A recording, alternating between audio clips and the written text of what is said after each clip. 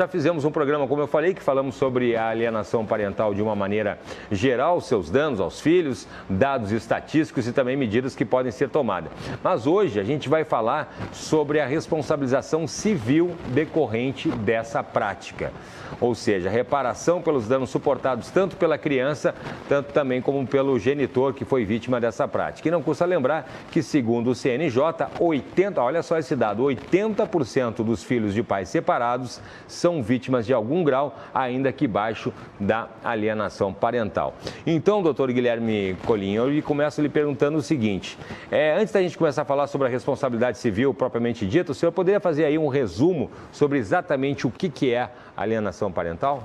Cláudia, assim, olha, a resposta básica para alienação parental, a resposta mais simplesinha e incompleta, mas é mais simplesinha. A alienação parental é a campanha difamatória, a campanha de desprestígio de um genitor em desfavor do outro, no sentido que afete, ou que rompa, ou que enfraqueça severamente os vínculos afetivos entre ambos. O senhor podia exemplificar algumas formas sutis que acontecem de alienação? Pois é, eu queria, antes de ir para as formas sutis, tem as formas mais graves. Sim. A alienação parental inclui trocar de endereço e não avisar, denunciação caluniosa. A prática da denunciação caluniosa virou uma epidemia.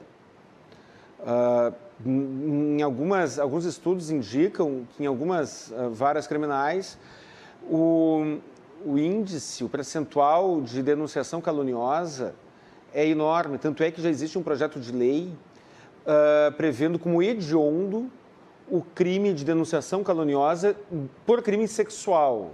Eu acho que deveria ser para todas, mas existe um projeto de lei dizendo que acusar falsamente alguém de crime sexual será considerado crime hediondo. Se existe um projeto de lei prevendo esta severidade, esse incremento na punição por esta prática, a gente já pode concluir, né? A gente já pode imaginar o tamanho do problema. Pois é.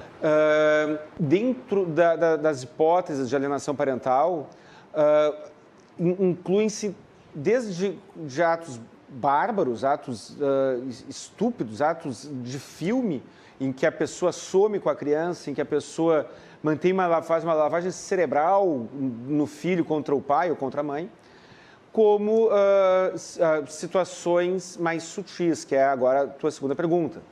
O que é a situação mais sutil? A mãe ou o pai ou o familiar de um dos lados, né, não desqualifica o pai ou a mãe, desqualifica questões, temas a ele vinculados.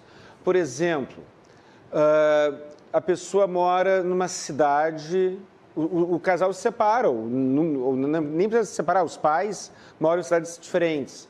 Aí um deles diz, a cidade tal, aquela que o pai mora, ou que a mãe mora, é muito violenta, é perigoso. Isso não é um ato de alienação parental se isoladamente verificado, mas muitas vezes acontece com uma frequência maior. Tudo relacionado ao pai ou à mãe é desqualificado. E dependendo da idade da criança, os efeitos são bem relevantes. Só que essas formas mais sutis de alienação, em que a pessoa fala mal, a pessoa desqualifica a profissão, desqualifica a cidade, desqualifica o vocabulário, desqualifica a religião do outro. Algumas religiões não costumam ser vítimas de preconceito. Outras são. Um exemplo, eu não pratico nenhum tipo de... Eu não sou praticante de nenhuma religião, mas as religiões de origem africana costumam ser vítimas de preconceito. Porque aquele batuquê, teu pai é um batuquê, ou não precisa falar, mas existem formas depreciativas de se referir a qualquer coisa. Sim. Né? Então, essas são as maneiras mais sutis. O próprio companheiro do pai ou da mãe também, desqualificar, dizer, falar pessoa pejorativa. Bom, né? Aí já não é sutil, né? Aí é bem expresso. É né? verdade. Mas tu pode, por exemplo, o companheiro do pai ou da mãe, né? Desqualificar a profissão, a condição econômica. Isso. Vamos imaginar, o alienador tem uma situação econômica melhor do que o alienado, do que o companheiro ou companheira do alienado, né? Aquele chinelão, mas também, cara, é só tal coisa. E aí tu não nomina, mas tu fala a profissão, desqualifica o entorno. E isso, quando praticado uma ou duas vezes, não é nada, mas quando praticado de maneira reiterada, é uma forma de alienação parental, só que é sutil porque não tem nome. Claro.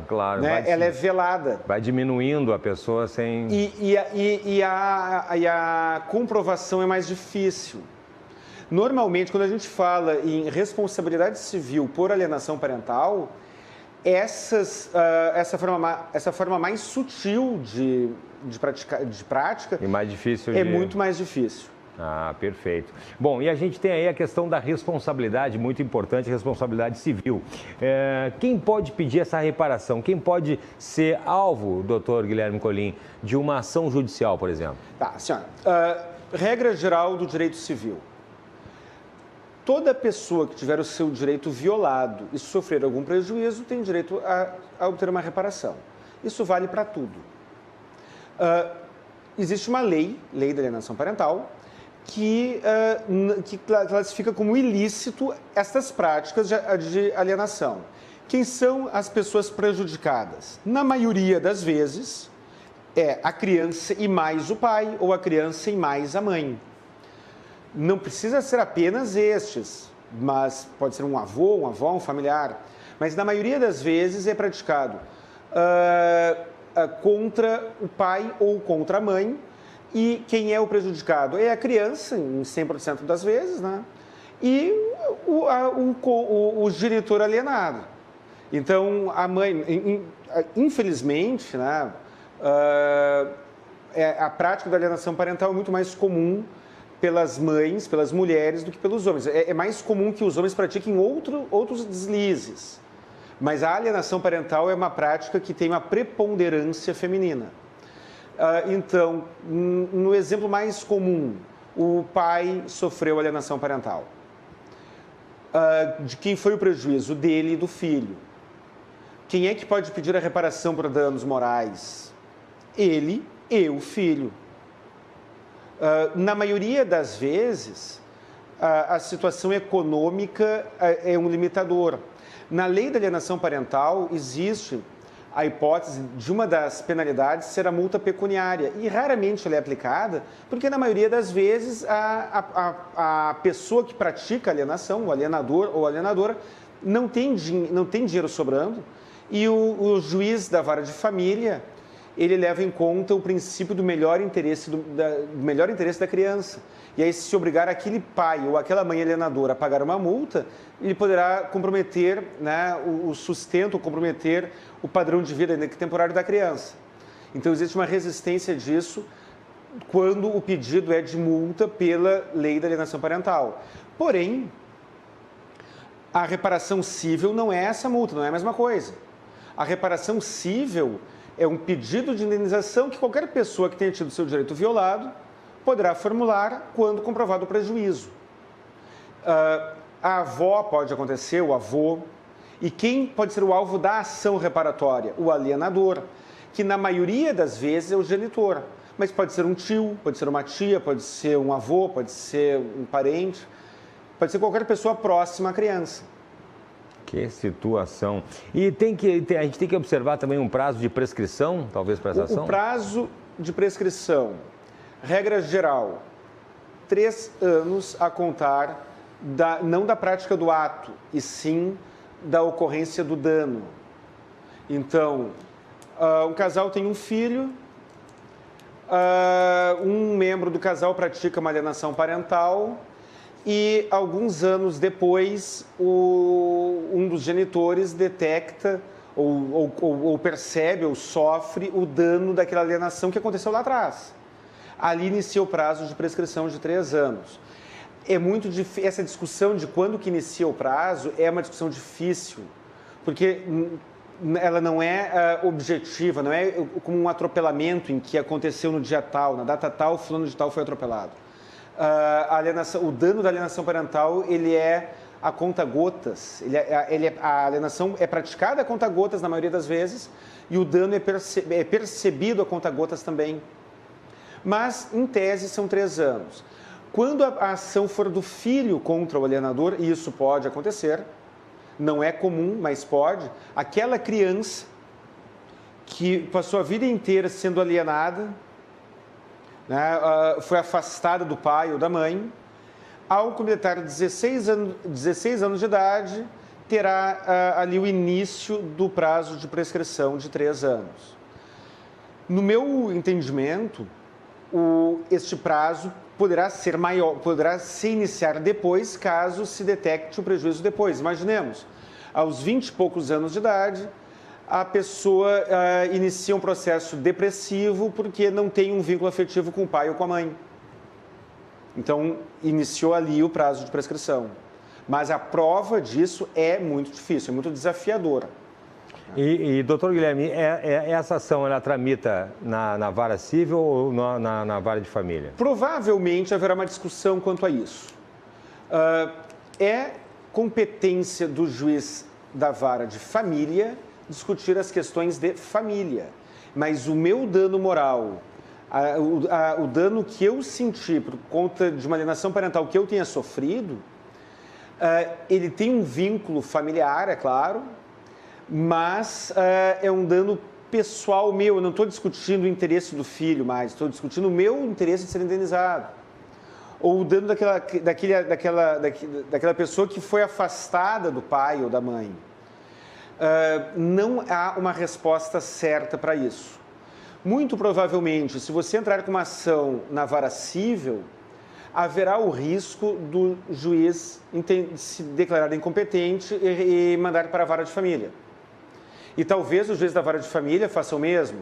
E aí talvez haja o que se chama conflito de competência, em que um magistrado aponta o outro como competente.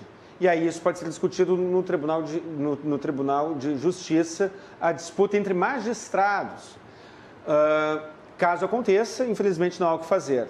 No meu entendimento pessoal, o correto seria na vara civil, mas direito não é matemática e não tenho como dar uma resposta definitiva para isso, apenas o meu entendimento pessoal. Muito bem, doutor Guilherme Colim. Bom, saiu uma notícia recente falando em dano moral e Lei Maria da Penha. Eu sei que esse não é o nosso tema de hoje, aí, mas eu gostaria que, se fosse possível, o senhor fazer um comentário, por favor. Eu vi essa notícia, Cláudio, assim... Existe, isso mereceria até uma discussão, um programa próprio, que quem sabe eu tenho um debate aqui no programa da noite. Aqui no Cruzando as Conversas com Macalossi. Assim, regra geral, quem teve um direito seu violado tem direito a ser indenizado desde que haja um dano. Esta decisão que menciona dano moral por conta de violência doméstica enquadrada sob a luz da Lei Maria da Penha, ela tem uma característica a mais. Ela diz, eu falaria o juridiquês e traduzirei. Ela diz que o dano moral é in re ipsa. O que é isso? Qual é a tradução disso? É decorrente do próprio fato. Algumas situações dispensam a comprovação do dano. Vamos sair do direito de família, vamos falar de uma situação muito comum que eu já falei aqui no programa também. Inclusão indevida no SPC. A jurisprudência é pacífica. A inclusão indevida ou irregular no SPC, inclusive eu recomendo que procure esse vídeo que tem no canal, ela é in re ipsa, ela decorre do próprio fato. Então, se você for para o SPC, ainda que você não tenha sofrido, ainda que você não comprove um dano efetivo, um constrangimento efetivo, o judiciário entende que, por si só, a inclusão indevida no SPC gera dano moral. Esta decisão que fala da Lei Maria da Penha, ela utiliza o mesmo critério. E aí que eu acho um pouco injusto, um pouco tendencioso. Ela diz que a condenação por violência doméstica amparada na Lei Maria da Penha gera danos in re ipsa. Eu acharia que isso seria muito justo, muito correto, se fosse como regra geral. Naquela decisão, houve um tratamento seletivo para a Lei Maria da Penha que protege as mulheres e não todas as pessoas. Crítica pessoal à parte, eu lembro também que uma sentença penal condenatória ela é considerada título executivo no juízo cível, permitindo que a vítima a utilize para fazer a liquidação, fazer a apuração do dano e pedir uma indenização.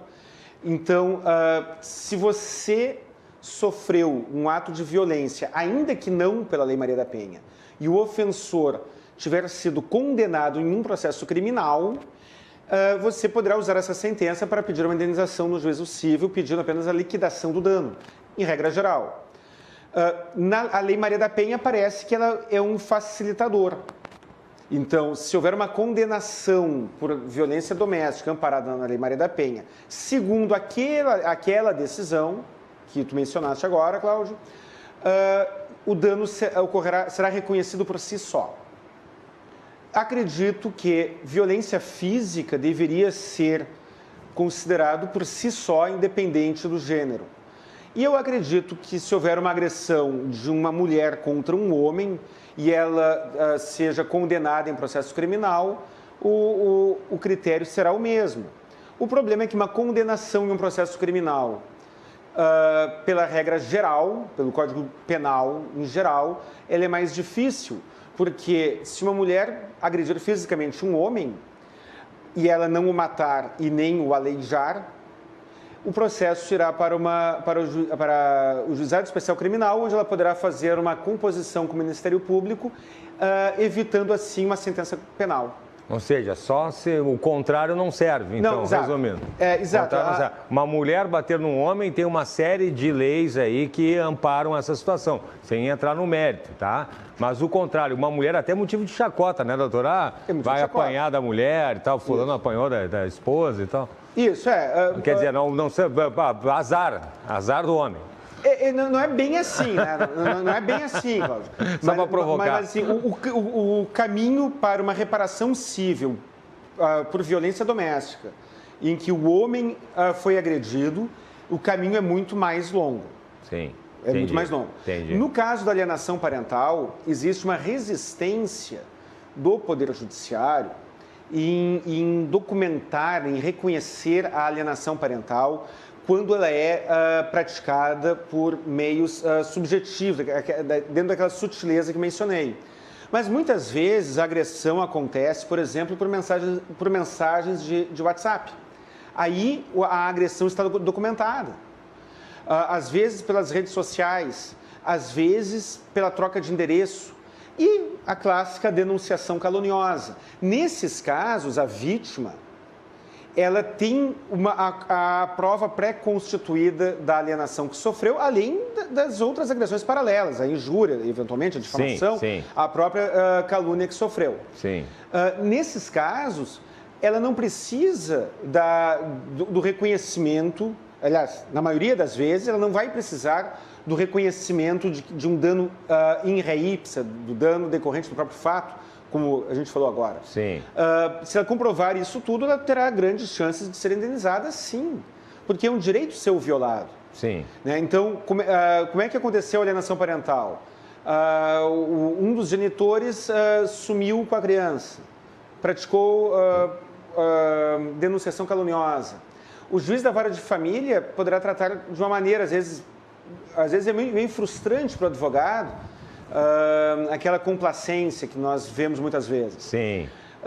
Mas numa ação civil em que se discuta especificamente isso, talvez haja mais chance para a vítima em uma discussão de reparação civil. Né? Sim.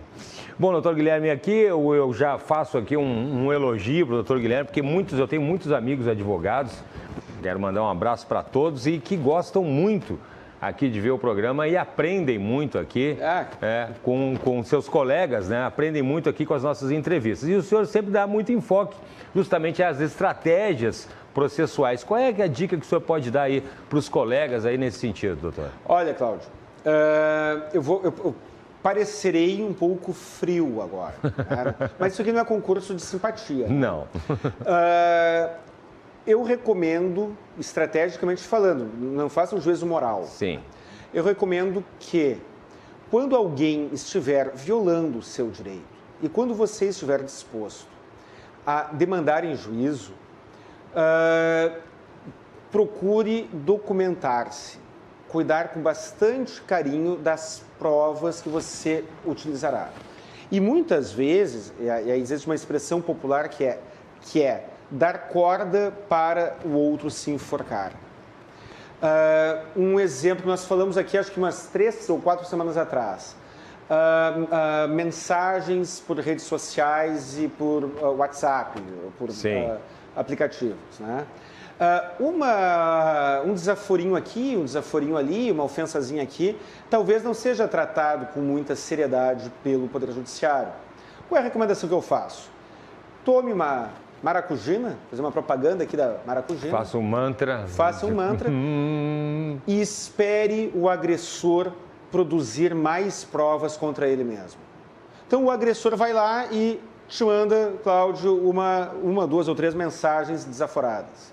Aí tu não responde, fica quieto e ele vai mandando mais mensagens. Sim. Ele vai mandando mais mensagens e tu vai guardando essas mensagens. Aí, quando perfeito. tiver um volume bonito de mensagens, tu entra com uma ação judicial. No caso da alienação parental, tentar produzir provas. Viajou e não avisou e ficou um longo período fora, aí o cara foi lá pegar o filho no dia de visita e deu com o nariz na porta. Isso é muito comum. É muito comum. Tentar documentar. Às vezes a vítima manda para a parte contrária uma mensagem dizendo: tu viajou, eu vim aqui, não tem ninguém em casa. Aí vem uma resposta desaforada. Ela admitiu que fez isso. Perfeito. Mas não entre com a ação na primeira. Sim. Espere.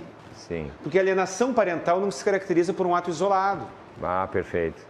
Excetuando aquelas situações mais graves, sim. de um modo geral, São sutis. Um ato isolado é fácil da pessoa encontrar uma justificativa, ainda que falsa. Foi uma situação atípica. Foi uma situação atípica, pois me enganei, estava com tal problema. Vá se documentando. Procure se documentar e ter um volume bom de provas para aí então entrar com uma ação judicial.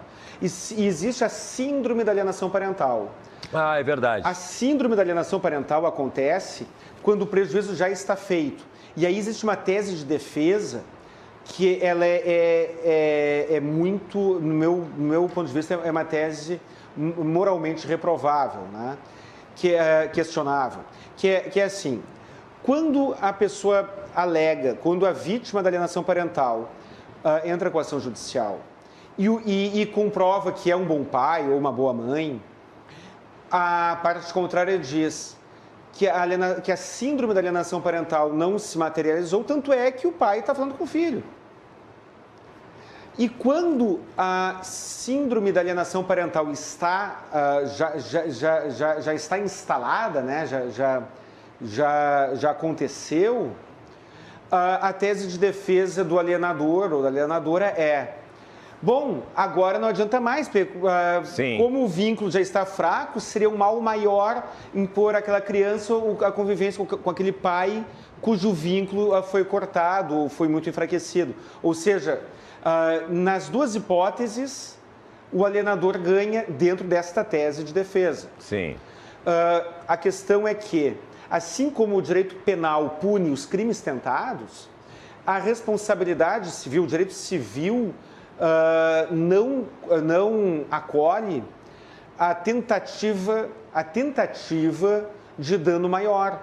Porque a própria angústia, a própria ansiedade, a própria insegurança que o alienado, o pai ou a mãe alienados, tem quanto à expectativa de futuro e saber se eles terão ou não um vínculo saudável com aquela criança, esta própria ansiedade já é um dano por si só. Sim. Por isso, nós temos aí um problema. Dentro daquela visão estratégica que eu falei, deixe o agressor produzir prova contra si mesmo. Existe uma equação que deve ser levada em conta. Ele deve, para fins de ação judicial, ele deve produzir dano o suficiente para embasar uma ação judicial. Mas é interessante que não a tal ponto que o vínculo com seu filho seja rompido. Sim, claro. Né? Porque claro, tem que ser observado isso. Aí é uma essa vitória pode custar muito caro, né? Claro. Aí você obtém o reconhecimento judicial de que foi vítima de alienação parental e ainda ganha uma indenização. Mas a que preço, né? Pois é. Então, assim, o ideal é produzir as provas. Sim. E não esperar que todo o dano seja materializado. Né? E só falando na questão do dano, então, doutor Guilherme Colin, é passível o pedido, por exemplo, no caso da criança, eu sei que o Poder Judiciário se preocupa com o menor, no caso, uma avaliação psicológica, por exemplo, para ver a extensão, muitas vezes, desses danos causados por uma alienação parental? Na ação declaratória de alienação parental, e não estou falando da ação de reparação de danos, estou falando da ação declaratória de alienação parental, é muito comum que ocorra esta avaliação psicológica na criança e nos genitores. Eventualmente, normalmente é feito um estudo social, dependendo uma avaliação psicológica e muitas vezes uma avaliação psiquiátrica. E é importante isso para o senhor? Eu acho que é importante, né? É muito importante, mas eu gostaria que fosse feito de outra forma, né? Mas eu tenho algumas críticas quanto à maneira como essas avaliações são feitas. Ah, entendi. Mas ainda é preferível que elas existam, aos meus olhos, que tenham essas críticas. Ainda assim, eu prefiro que elas aconteçam do que não acontecessem, claro. Sim. Mas numa ação civil, uma ação de reparação civil pura, que é o que nós estamos falando, a perícia psicológica talvez não seja tão provável assim. Será possível usar a prova emprestada, caso tenha uma... Prova emprestada quando uma ação judicial acontece, lá é produzida alguma prova, se comprova algum fato, pegar o material daquela ação e usar em outra. Isso é a prova emprestada. Perfeito. Na ação civil, é possível usar a prova emprestada de uma ação de família, por exemplo. Então, você está discutindo a alienação parental numa ação de disputa de guarda, numa ação que antigamente se falava de regulação de visita, né? Isso. Uma ação que se discute a convivência, uma ação declaratória de alienação parental. Uma ação penal, quem sabe? Sim.